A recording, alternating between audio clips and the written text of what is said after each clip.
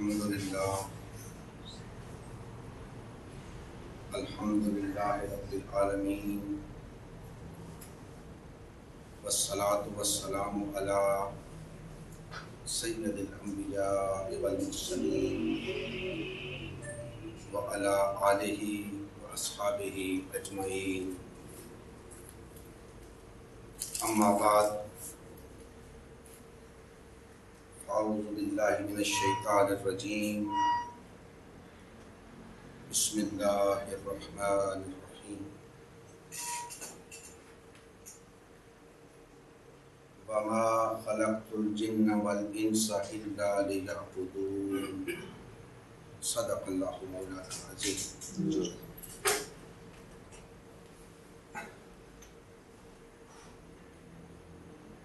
محترم چودھری محمد سلیم ساجد صاحب، محترم کمانڈر محمود احمد صاحب، محترم میجر محمد عبدالکریم صاحب اور دیگر شرکائے مجلس،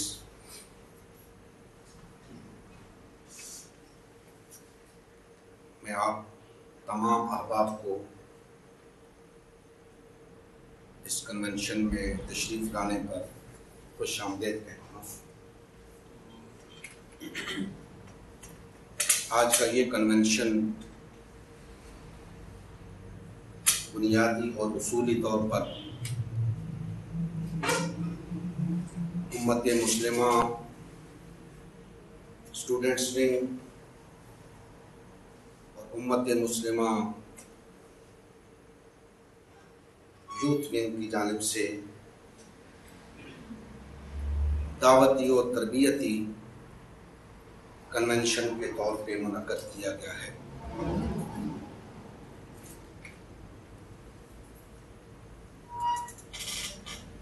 اس سے پہلے کہ میں اپنے موضوع کی طرف آؤں، ایک بات واضح کر دینا چاہتا ہوں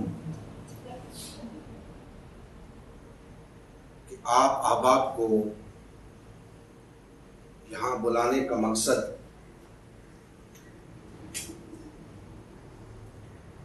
تقریر سنانا نہیں، لیکچر سنانا نہیں،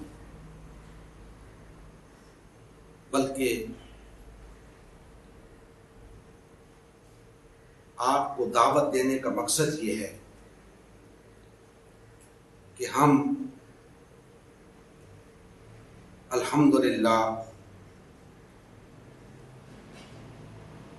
اس روئے زمین کے اوپر اللہ کی حاکمیت کے قیام کا مقصد لے کر اٹھے، اور اس کے لیے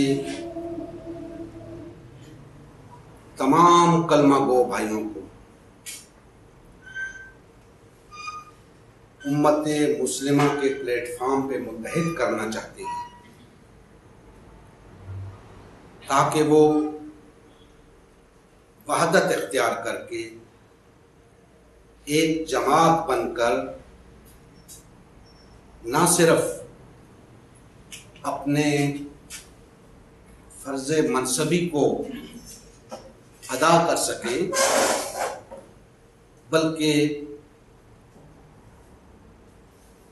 اس مقصد کو حاصل کر سکے جو بحیثیت مسلمان ان کا مقصد وجود ہے۔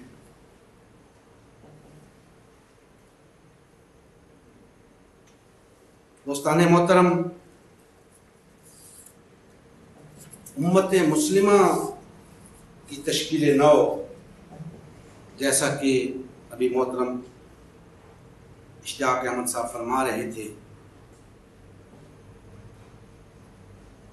اللہ کے فضل و کرم سے ہم نے امت مسلمہ کی تشکیل نو کا آغاز کر دیا ہے، اور امت مسلمہ کی تشکیل نو سے نہ صرف پاکستان بلکہ عالمی سطح پر انشاءاللہ ایک نئے سیاسی دور کا آغاز ہوگا، اور امت مسلمہ کی سیاست عالمی سطح پر سیاست کا انداز بدل کر رکھ دے گی۔ امت مسلمہ کی سیاست منافقانہ اور مفاد پرستانہ سیاست کا خاتمہ کر دے گی، اور امت مسلمہ کی سیاست سرمایہ دارانہ اور جاگیردارانہ سیاست کا قلع کما کر کے رکھ دے گی۔ الغرض امت مسلمہ سیاست کی ایک نئی روایت ڈالے گی۔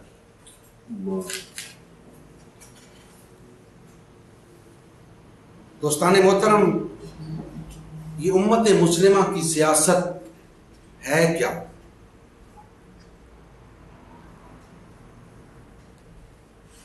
امت مسلمہ ایک فطری طرز سیاست، ایک نبوی طرز سیاست، ایک اسلامی طرز سیاست اور ایک حقیقی طرز سیاست کو رواج ہے، جو کہ موجودہ طرز سیاست پر ایک کاری ضرب ہوگی۔ اسلامی سیاست، مصطفی سیاست، نبوی سیاست اس سیاست سے یکسر مختلف ہے۔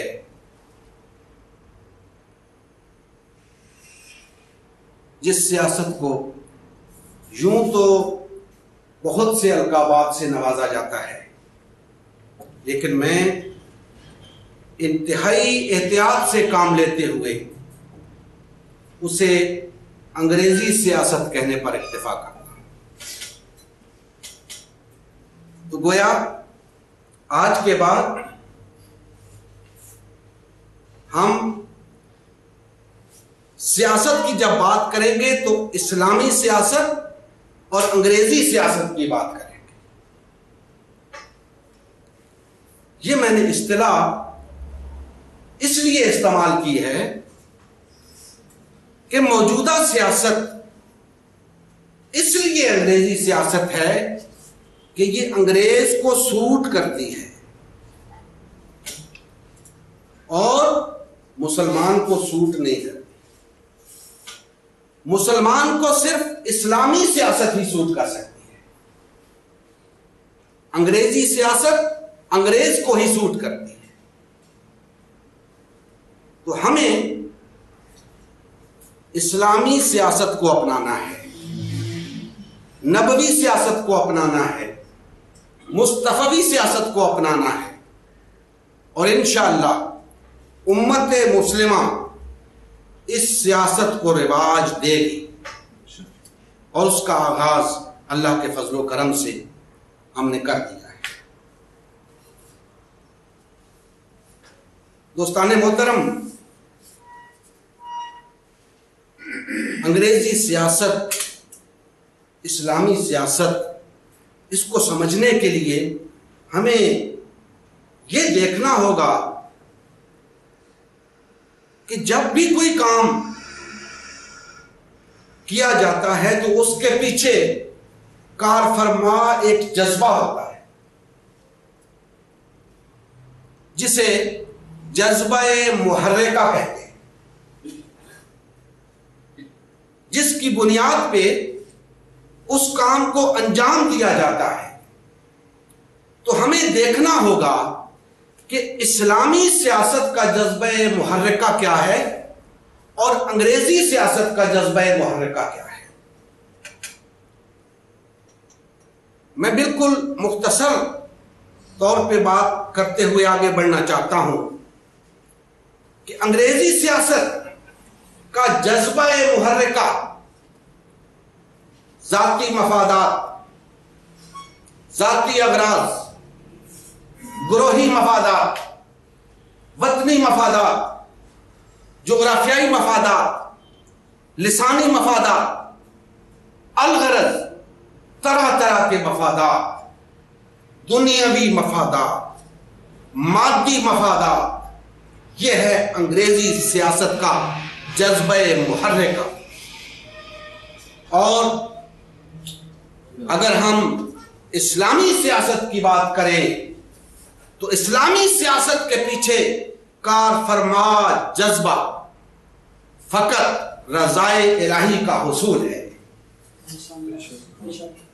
اسلامی ریاست کے پیچھے کار فرما جذبہ، جسے ہم جذبہ محرکہ کہتے ہیں، وہ فقط اللہ کی رضا کا حصول ہے۔ اب آپ خود اندازہ لگا سکتے ہیں کہ انگریزی سیاست اور اسلامی سیاست ایک دوسرے سے یکسر مختلف ہیں یا نہیں، ایک دوسرے کے متضاد ہیں یا نہیں۔ لہذا بحیثیت مسلم ہمیں سوچنا ہوگا، ہمیں غور کرنا ہوگا کہ ہم انگریزی سیاست کو لے کر چلیں یا اسلامی سیاست کو لے کر چلیں۔ تو دوستان محترم، آگے بڑھتا ہوں اور اس جذبہ محرکہ کو جو اسلامی سیاست کے پیچھے کار فرما ہے بیان کرنے کے لیے میں نے سورہ الذاریات کی آیت نمبر 56 کی تلاوت کا شرف حاصل کیا ہے۔ اللہ جل مجدہ ارشاد فرماتے ہیں کہ میں نے جنوں اور انسانوں کو اپنی عبادت کے لیے پیدا کیا ہے۔ یاد رکھیں کہ اللہ جل مجدہ کی تخلیق تو پوری کائنات ہے، اس کائنات میں سے صرف 2 چیزوں کا نام لے کے فرمایا جا رہا ہے کہ میں نے انہیں اپنی عبادت کے لیے پیدا کیا ہے۔ گو کہ ساری کائنات اللہ جل مجدہ کی عبادت میں ہمہ تن مصروف ہے، لیکن ان 2 کا ذکر خصوصی طور پہ فرمایا تو وہ اس لیے کہ یہ 2 مخلوقات اللہ جل مجدہ نے صاحب ارادہ اور صاحب اختیار پیدا کی اور انہیں پیدا فرما کے آزادی عطا کر دی کہ اب چاہے تو میری عبادت کرو، چاہے تو نہ کرو، تمہیں اس امتحان کے لیے اس دنیا کے اندر بھیجا جا رہا ہے۔ یہاں پہ میں ایک بات واضح کرتا چلوں کہ عبادت انسان کی فطرت میں ہے، عبادت انسان کی فطرت میں ہے۔ اگر عبادت انسان کی فطرت میں نہ ہوتی تو اللہ جل مجدہ انسان کو اپنی عبادت کا حکم نہ دیتے، کیونکہ یہ غیر فطری ہوتا۔ اور اگر عبادت ہر انسان کی فطرت میں ہے تو اس کا مطلب یہ ہوا کہ ہر انسان فطرتاً عبادت کا پابند ہے، ہر انسان فطرتاً عبادت کا پابند ہے، لیکن اس بات کا پابند نہیں کہ وہ کس کی عبادت کرے کس کی نہ کرے۔ وہ اللہ کی عبادت کا پابند نہیں، عبادت کا پابند ہے۔ اللہ جل مجدہ نے عبادت اس کی فطرت میں رکھ کر اسے زمین پر بھیج دیا کہ اب جا، عبادت تو تو نے کرنی ہے جا کے، اب میں دیکھتا ہوں تو میری عبادت کرتا ہے یا کسی اور کی۔ میری کرے گا تو تو کامیاب، اگر کسی اور کی کرے گا تو ناکام۔ اور یہ کوئی اور کون ہے جس کی عبادت کی جائے؟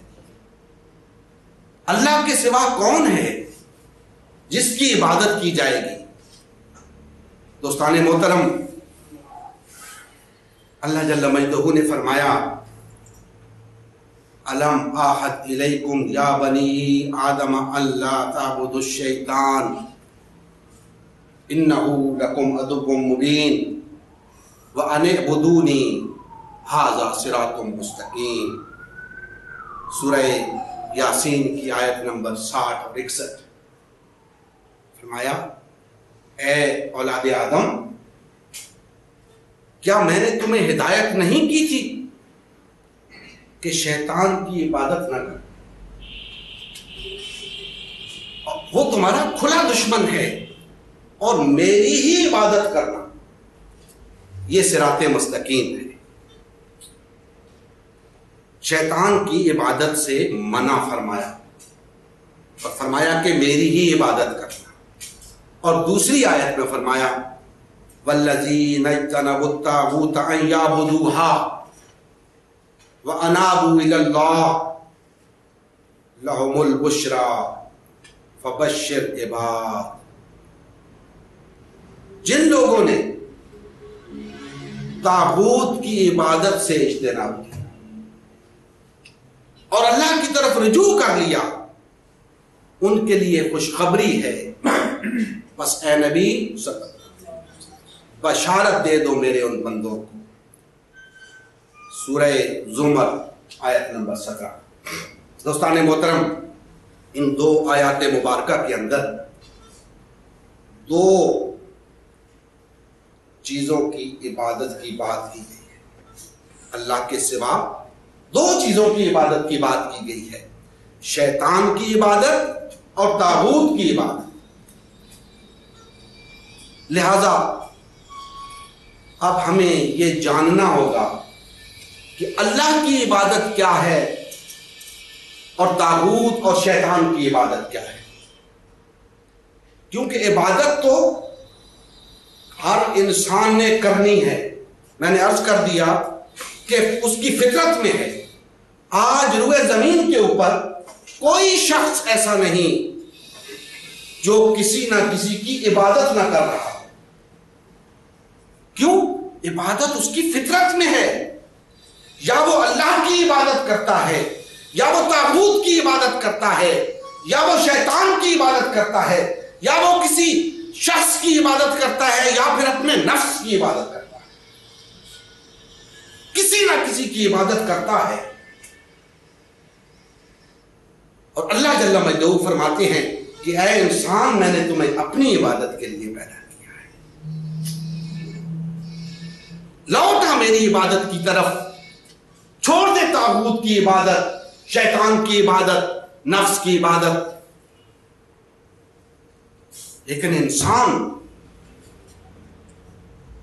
آج تک انسانیت کی تاریخ گواہ ہے، ہمیشہ انسانوں کی اکثریت نے طاغوت کی عبادت کی، انسانوں کی اکثریت نے شیطان کی عبادت کی. دیکھ لیں ہر دور کے اندر اللہ کی عبادت کرنے والے ہمیشہ کم رہے. اور طاغوت شیطان نہ کسی نے دیکھا نہ کسی نے بتایا، اس کے باوجود انسانوں کی اکثریت طاغوت اور شیطان کی عبادت کرتی آئی ہے. اور آج بھی انسانوں کی غالب اکثریت طاغوت اور شیطان کی عبادت کر رہی ہے. جبکہ اللہ جل مجدہ نے ایک بار نہیں، بار بار، ہزار بار، کم و بیش 1,24,000 انبیاء مبعوث کر کے انسانیت کو بتایا کہ لوگوں میری عبادت کرو. انسان پھر بھی اللہ کی عبادت کی طرف نہیں آ رہا اور جاتا کہاں ہے؟ طاغوت کی طرف، شیطان کی طرف. اب آپ کہیں گے کہ یہ انسان کیوں چلا جاتا ہے طاغوت کی طرف، کیوں شیطان کی طرف چلا جاتا ہے؟ نہ کبھی کسی طاغوت نے انسان کو اپنی عبادت کے لیے کہا، نہ کسی شیطان نے انسان کو اپنی عبادت کی طرف بلایا. پھر بھی انسانوں کی اکثریت ان کی طرف ہی جاتی ہے. اللہ نے بار بار بلایا، انبیاء بھیج کے بلایا، کتابیں بھیج کے بلایا، پھر بھی انسان نہیں آتا. وجہ کیا ہے؟ کیوں انسان طاغوت اور شیطان کی عبادت میں لگا ہوا ہے اور کیوں اللہ کی عبادت کی طرف نہیں آتا؟ دوستان محترم، جب تک ہمیں یہ پتہ نہیں چلے گا کہ اللہ کی عبادت کیا ہے، طاغوت اور شیطان کی عبادت کیا ہے، اس وقت تک ہمیں اس فلسفے کی سمجھ نہیں آئے گی کہ انسان کیوں طاغوت کی عبادت کی طرف جاتا ہے جبکہ کبھی اسے طاغوت نے بلایا نہیں اپنی عبادت کے لیے. تو یاد رکھیں، ایک جملے میں اس عقدے کو آپ کے سامنے حل کرتا ہوں کہ اللہ کی عبادت کیسے کرنی ہے، کیا ہے، یہ تو ہمیں معلوم ہے. اللہ پاک نے ہمیں قرآن مجید عطا کر دیا، نبی کریم صلی اللہ علیہ وآلہ وسلم کی سنت عطا کر دی، ہمیں معلوم ہو گیا کہ اللہ کی عبادت یوں ہے. یہ طاغوت اور شیطان کی عبادت کا پتہ کیسے چلتا ہے؟ کس طرح لوگ اس کی عبادت کرتے ہیں؟ تو یاد رکھیں، طاغوت اور شیطان کی عبادت فی نفس ہی کوئی شے نہیں. طاغوت اور شیطان کی عبادت فی نفس ہی کوئی شے نہیں. اللہ کی عبادت نہ کرنا ہی طاغوت اور شیطان کی عبادت ہے.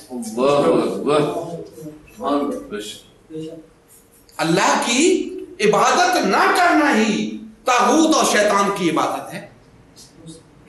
وہ فی نفس ہی کچھ نہیں. اگر کچھ ہوتی تو اس کا طاغوت حکم دیتا، کسی سے کہتا. طاغوت اور شیطان کو کسی سے کچھ کہنے کی ضرورت نہیں کہ میری عبادت کرو. کیوں کہنے کی ضرورت نہیں؟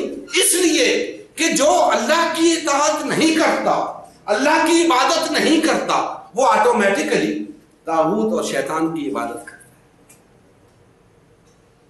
تو گویا فی نفس ہی طاغوت اور شیطان کی عبادت کچھ نہیں، محض اللہ کی نافرمانی طاغوت اور شیطان کی عبادت بن جاتی ہے. اب دوستان محترم آگے بڑھتا ہوں کہ اللہ کو ماننا اللہ کی عبادت کے لیے ضروری ہے. اللہ کو ماننا اللہ کی عبادت کے لیے ضروری ہے. تو کیا طاغوت اور شیطان کی عبادت کے لیے طاغوت اور شیطان کو ماننا ضروری نہیں؟ ضروری ہے. اگر مانیں گے نہیں تو عبادت کیسے کریں گے؟ بھئی ایک چیز کو، ایک ہستی کو، ایک ذات کو آپ الہ مانتے ہیں یا اس کی عبادت کرتے ہیں تو اسے الہ مانتے ہیں تو عبادت کرتے ہیں. تو پھر جب اللہ کو ماننا لازم ہے تو طاغوت اور شیطان کو ماننا بھی لازم ٹھہرا. تو آج تک کسی فرد بشر نے کبھی طاغوت اور شیطان پر ایمان نہیں لایا. کبھی اس نے نہیں کہا کہ طاغوت میرا خدا ہے، شیطان میرا خدا ہے. بھائی اگر مانتا نہیں تو اس کی عبادت کیوں کرتا ہے؟ جب مانتا نہیں تو اس کی عبادت کیوں کرتا ہے اور کیسے کرتا ہے؟ تو یاد رکھیں، جیسے میں نے آپ کو بتایا کہ طاغوت اور شیطان کی عبادت فی نفس ہی کچھ نہیں. اللہ کی عبادت نہ کرنا طاغوت اور شیطان کی عبادت کرنا ہے. اسی طرح اللہ کو نہ ماننا طاغوت اور شیطان کو ماننا ہے. اللہ کو نہ ماننا طاغوت اور شیطان کو ماننا ہے. اب اس کے بعد آتی ہے بات کہ جس کو اپنا الہ مانا ہے اب اس کی ماننی پڑے گی نا، اس کی بات ماننی پڑے گی. یہ ہمارے ہاں ایک بات چلتی ہے کہ اللہ کو ماننا اور اللہ کی ماننا. تو آج وہ فلسفہ بھی آپ کے سامنے کھولنا چاہتا ہوں کہ اللہ کو اگر مانتے ہیں تو پھر اللہ کی بھی ماننی پڑے گی.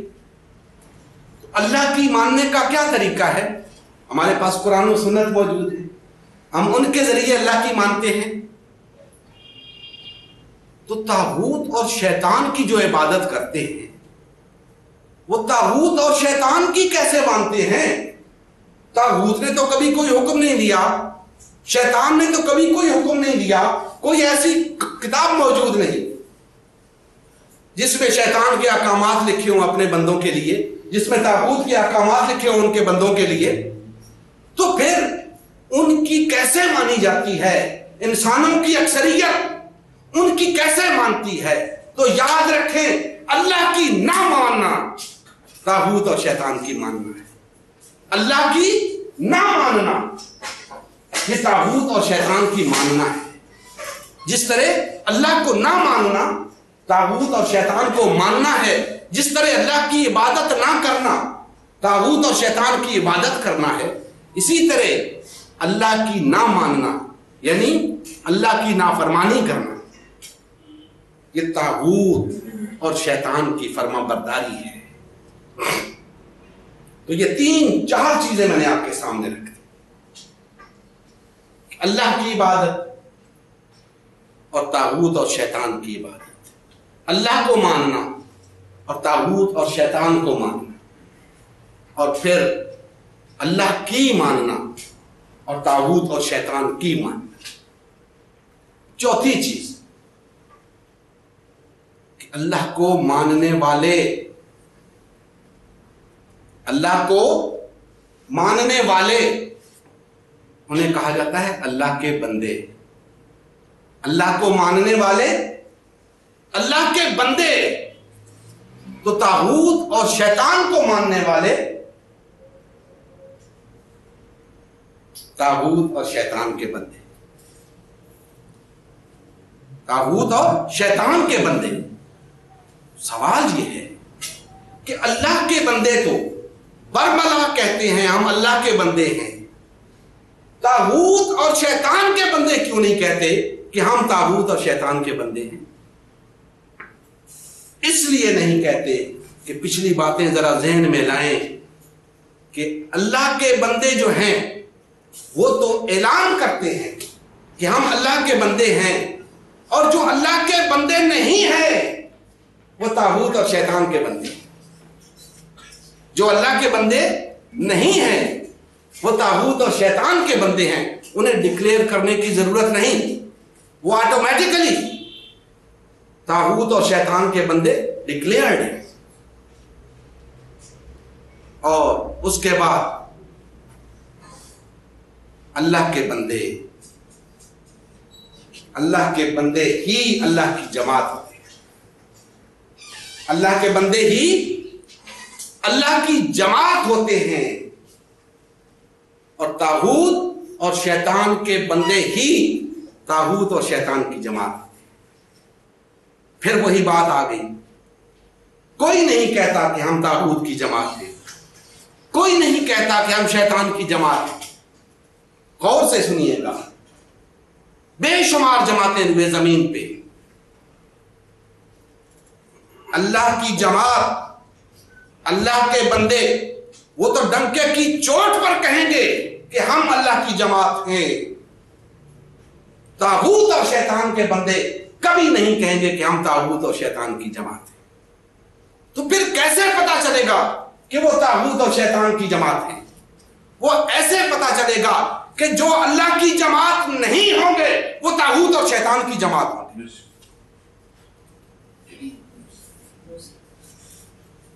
جیسے میں پچھلی بات کرتا آ رہا ہوں اسی تناظر میں دیکھیے کہ اللہ کو نہ ماننا طاغوت اور شیطان کو ماننا ہے، اللہ کی عبادت نہ کرنا طاغوت اور شیطان کی عبادت کرنا ہے، اللہ کی نہ ماننا طاغوت اور شیطان کی ماننا ہے، اللہ کا بندہ نہ ہونا طاغوت اور شیطان کا بندہ ہونا ہے، تو اللہ کی جماعت نہ ہونا طاغوت اور شیطان کی جماعت ہونا ہے۔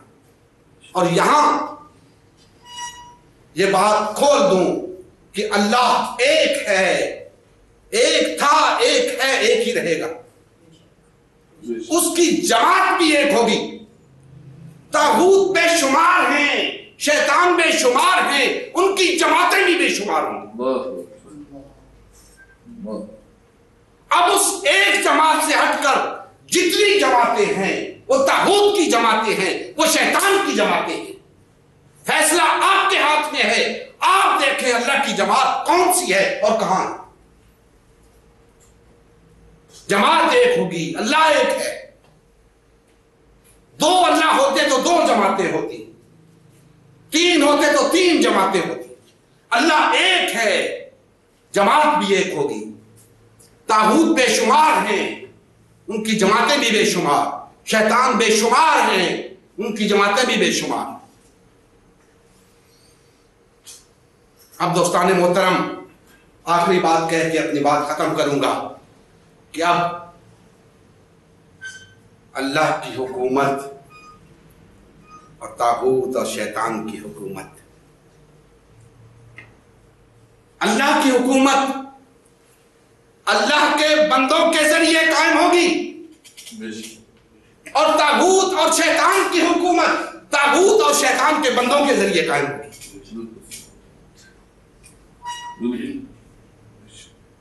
تو اللہ کی حکومت ایک ہی ہوگی جو اللہ کے بندوں کے ذریعے، اللہ کی جماعت کے ذریعے قائم ہوگی، اور طاغوت اور شیطان کی بے شمار حکومتیں ہو سکتی ہیں جو ان کی جماعتوں کے ذریعے قائم ہوگی۔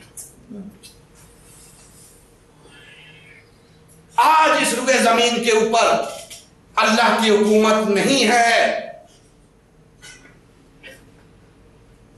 آج اس روئے زمین کے اوپر طاغوت اور شیطان کی حکومت ہے۔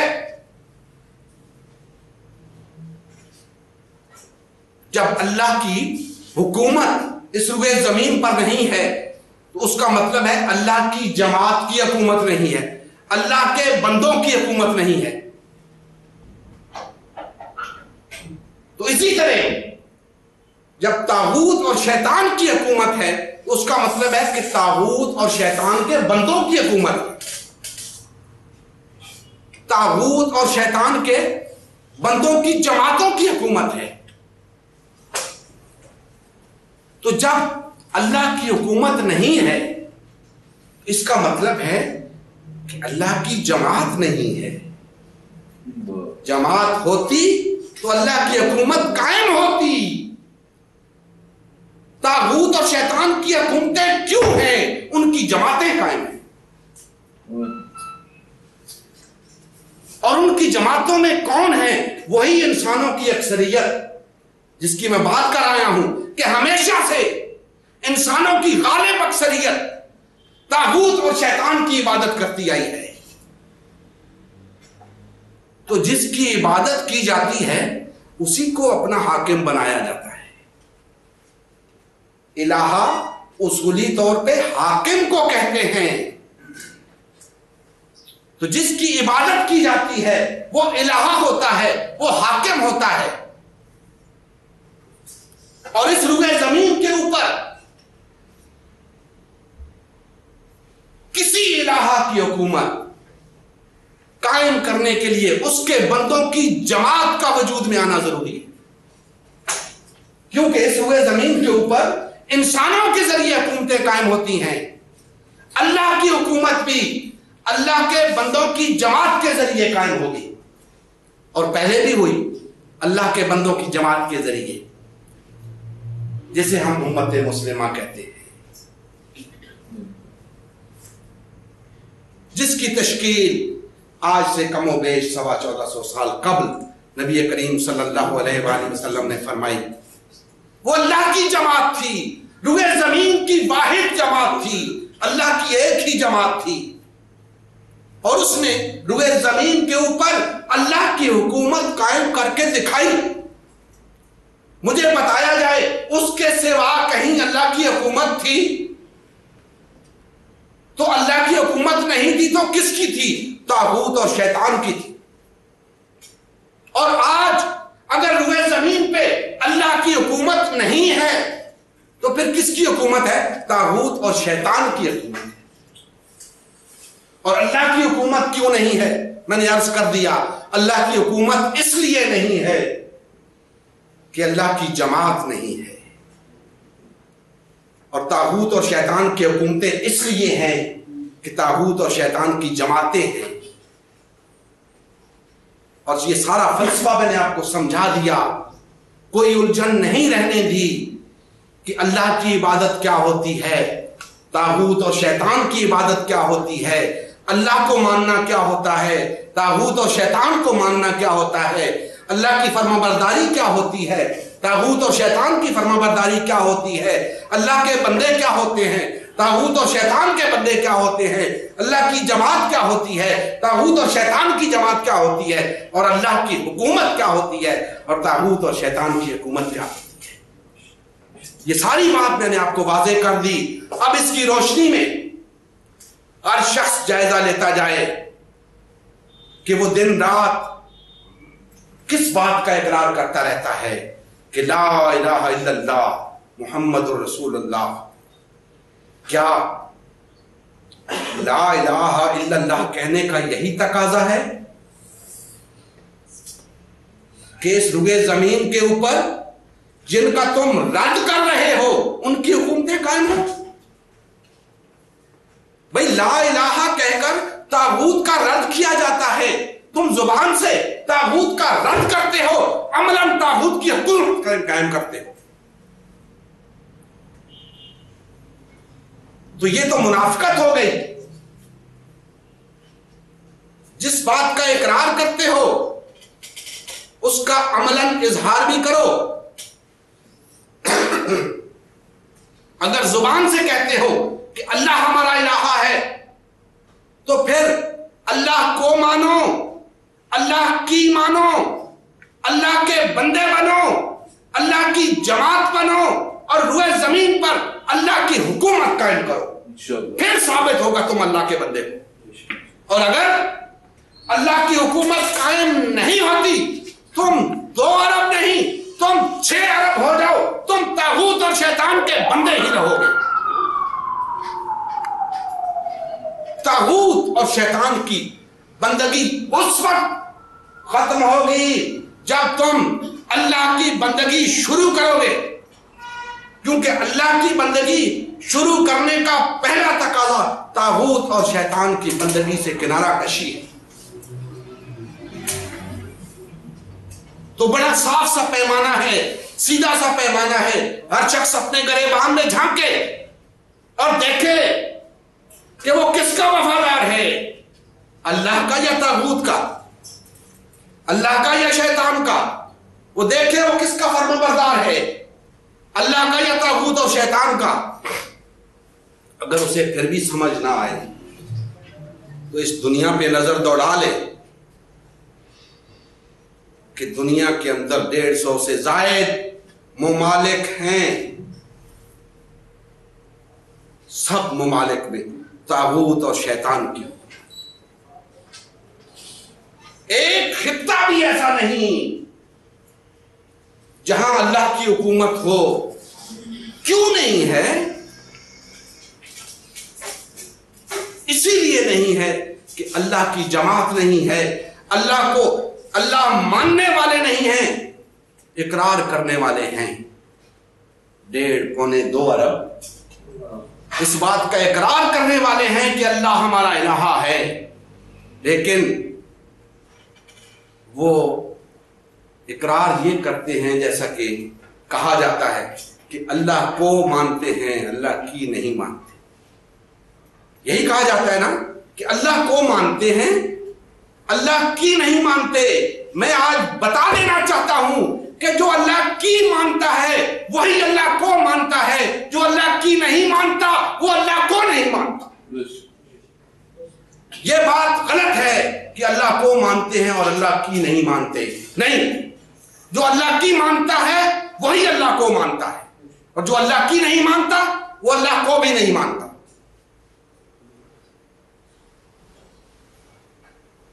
ہمیں اس کھیل سے نکلنا ہوگا کہ جی ہم جیسے بھی ہیں اللہ کو مانتے تو ہیں۔ یہ تمہارا ماننا نہ ماننا برابر ہے۔ ماننا تب ہوگا جب اللہ کی مانو گے۔ میں زبان سے اقرار کرنے سے کچھ حاصل نہ ہوگا۔ میں اللہ کو ماننا نہیں ہوگا جب تک اللہ کی نہیں مانو گے۔ اور اللہ کی مانو گے تو پھر اللہ کے بندے بھی بنو گے، پھر اللہ کی جماعت بھی بنو گے، پھر اللہ کی حکومت قائم کرنے والے بھی بنو گے۔ لہذا دوستان محترم، خدا بندہ یہ تیرے سادہ دل بندے کدھر جائیں، خدا بندہ یہ تیرے سادہ دل بندے کدھر جائیں کہ درویشی بھی عیاری ہے، سلطانی بھی عیاری ہے۔ دوستان محترم، آج یہ طاغوت اور شیطان کی عبادت پر لگانے والے وہی درویش، وہی سلطان جنہیں میں مذہبی پیشوا اور سیاسی رہنما کہتا ہوں، اور اقبال انہیں درویش اور سلطان کہتے ہیں، یہ وہ لوگ ہیں جنہوں نے مسلمانوں کو ٹکڑے ٹکڑے کر دیا ہے، جنہوں نے مسلمانوں کی وحدت کو پارا پارا کر دیا ہے۔ نکلو ان کے چنگل سے، یہ مذہبی پیشوا اور یہ سیاسی رہنما، یہ تمہارے ہمدرد نہیں، تمہارے دشمن ہیں۔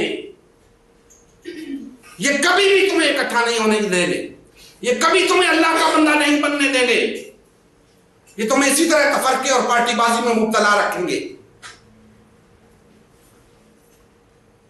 اگر تم اپنے آپ کو مسلمان سمجھتے ہو تو تمہاری ایمانی غیرت کا تقاضا یہ ہے کہ تمام کلمہ گو، تمام مسلمان اکٹھے ہو جائیں، اپنی وفاداریاں ان مذہبی پیشواؤں اور سیاسی رہنماؤں سے قطع کر کے صرف اور صرف اللہ کے ساتھ جوڑ لیں، صرف اللہ کے وفادار بن جائیں۔ مسلم کہتے ہی اسے ہیں جو اللہ کا وفادار ہوتا ہے۔ اگر ہم مسلم ہیں تو ہمیں اکٹھا ہونا ہوگا، ورنہ ہماری مسلمانی پہ یہ سب سے بڑا شک کا نشان ہے۔ الگ الگ رہنا یہ ہماری مسلمانی پہ سوالیہ نشان ہے۔ ہماری مسلمانی تب ثابت ہوتی ہے جب ہم سب کے سب اکٹھے ہوں، اللہ کے بندے ہوں، اللہ کی جماعت ہوں، متحد ہوں، ہمارے اندر وحدت ہو۔ تو دوستان محترم، ہم اسی فکر کو لے کے، اسی الوہی فکر، اسی نبوی فکر کو لے کر میدان عمل میں اترے ہیں۔ آپ سمیت تمام کلمہ گو بھائیوں تک اس دعوت کو لے کر جا رہے ہیں کہ بھائیوں، جتنے بھی فرقے آپ کو نظر آتے ہیں، جتنی بھی جماعتیں آپ کو نظر آتی ہیں، ان کا اسلام کے ساتھ کوئی تعلق نہیں۔ یہ سب ہم جیسے اور آپ جیسے لوگوں نے خود بنائی ہیں، اپنی مرضی سے بنائی ہیں۔ اللہ نے صرف ایک ہی جماعت بنائی اور وہ نبی کریم صلی اللہ علیہ وآلہ وسلم کے ذریعے اس کی تشکیل ہوئی، اسے امت مسلمہ کہتے ہیں۔ آج ہم زیادہ سے زیادہ اگر کچھ کر سکتے ہیں تو اسی امت مسلمہ کی تشکیل نو کر سکتے ہیں، ان بکھرے ہوئے دانوں کو اکٹھا کر سکتے ہیں، ان کلمہ گو افراد کو وحدت کی لڑی میں پرو سکتے ہیں۔ اگر ہم جماعتیں بنانی شروع کر دیں تو پھر اس پارٹی بازی کا یہ سیلاب، اسے روکا نہیں جا سکتا، پھر اس تفرقے کو روکا نہیں جا سکتا۔ اس کے آگے بند باندھنے کی ضرورت ہے، اور وہ اللہ کے فضل و کرم سے ہم نے باندھ دیا ہے، اور ہم نے بتا دیا ہے کہ دین کے اندر جماعت سازی کفر ہے، کیونکہ اس سے تفرقے کی راہ کھلتی ہے۔ ہم کسی طور جماعت سازی کو جائز قرار دینے کی اجازت نہیں دیں گے۔ جماعت سازی ممنوع ہے، حرام ہے۔ ایک ہی جماعت جو اللہ کے رسول صلی اللہ علیہ وآلہ وسلم نے تشکیل فرما لی، ہمیں کیا تکلیف ہے کہ ہم وہ جماعت نہیں بنتے؟ ہمیں کیا تکلیف ہے کہ ہم دو ٹکے کے لوگوں کی جماعتوں میں شامل ہو جاتے ہیں اور اللہ کے رسول کی جماعت کے ساتھ جڑنے کو تیار نہیں، اللہ کی جماعت بننے کو تیار نہیں۔ آخر کون سی ایسی بات ہے جو اس 2% کے شخص کی جماعت میں تو موجود ہے، اللہ اور اس کے رسول کی جماعت میں موجود نہیں؟ یہ صرف وہی طاغوت اور شیطان والی بات کہ یہ صرف ہمارے ذاتی مفادات ہیں، یہ ہماری خود غرضیاں ہیں، یہ ہمارے گروہی مفادات ہیں، وطنی اور قومی مفادات ہیں، مادی مفادات ہیں، دنیاوی مفادات ہیں۔ جب تک یہ پیش نظر رہیں گے تو پھر طاغوت اور شیطان کی ہی عبادت ہوتی رہے گی۔ جب اللہ کی رضا پیش نظر ہوگی تو پھر لوگ اللہ کے بندے بن جائیں گے، اللہ کی جماعت بن جائیں گے، وحدت اختیار کر لیں گے۔ پھر اس روئے زمین کے اوپر اللہ کی حاکمیت ہوگی، ہر طرف اللہ کا نظام ہوگا، پوری روئے زمین کے اوپر امن ہی امن ہوگا، عدل و انصاف ہوگا، قتل و غارت گری، بیرا روی ختم ہو جائے گی، فحاشی اور یعنی ختم ہو جائے گی۔ کیوں؟ اس لیے کہ اللہ کی حکومت ہوگی، اللہ کا نظام ہوگا۔ آج باطل اور طاغوت کی حکومتیں ہیں، ہر طرف قتل و غارت گری ہے، بد امنی ہے، فحاشی اور عریانی ہے، معاشی بدحالی ہے، ہر وہ فساد اس دنیا کے اندر موجود ہے جسے نہیں ہونا چاہیے، اور وہ صرف اور صرف ایک ہی صورت میں ختم ہو سکتا ہے کہ اس روئے زمین پر اللہ کی حکومت ہے۔